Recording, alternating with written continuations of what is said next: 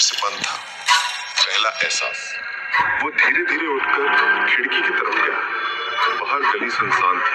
Street light की हल्की पीली रोशनी कांच पर पड़ रही थी, लेकिन उसी रोशनी में उसने अपने पीछे परछाई देखी, स्पष्ट और स्थिर। वो झट से पलटा। कमरे में कोई नहीं था। उसकी रूह कांप उठी। अतीत की गूंज। राइस्टार इस अपार्टमेंट में नया ही आया था।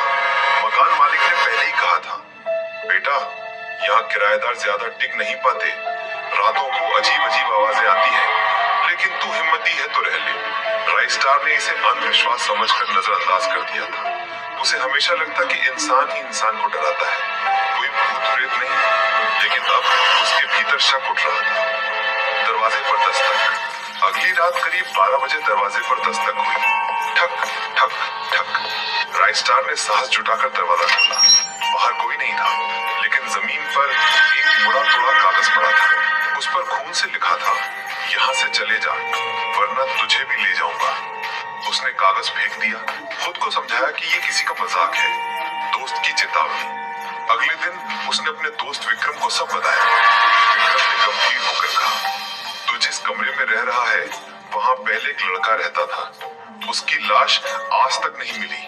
कहते हैं कमरे का दरवाजा अंदर से बंद था और दीवार पर खून से बस एक नाम लिखा था, राइस्टार। राइस्टार के शरीर में ठंड दौड़ गई।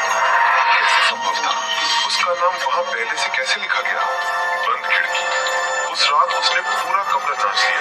दरवाजा बंद, खिड़की बंद, सब सुरक्षित। लेकिन जैसे ही उसने बत्ती बुझाई, उसे लगा कि खिड़की अपने आप खुल गई, पर्दे हिलने लगे और ठंडी हवा कमरे में भर गई।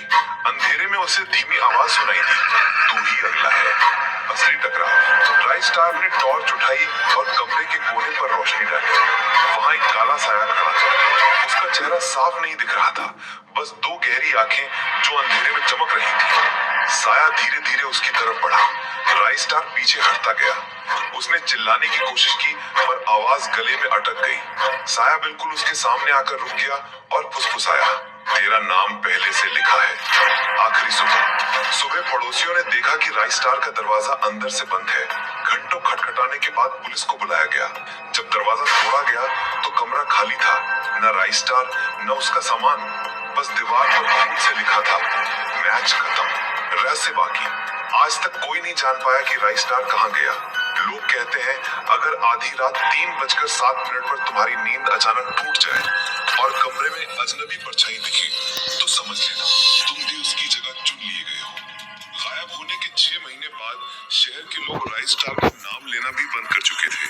उसका कमरा खाली पड़ा था और मकान मालिक ने दरवाजे पर ताला जड़ दिया था, लेकिन अफवाहें रुकने का नाम नहीं ले रही थी।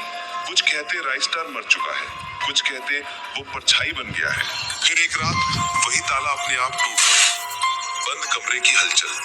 पड़ोसियों ने बताया कि आधी रात को अंदर से आवाजें आई, कुर्सी खिसकने की, बिस्तर चमकाने की और किसी की धीमे धीमे सांस